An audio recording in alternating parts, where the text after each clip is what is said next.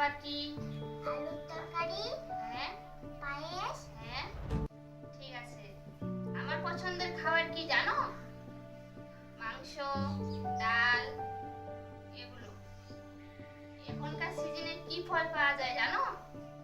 আম, কাঁঠাল, কলা, লিচু, আম। তোমার কি ফল পছন্দ? আমার তো কলা পছন্দ।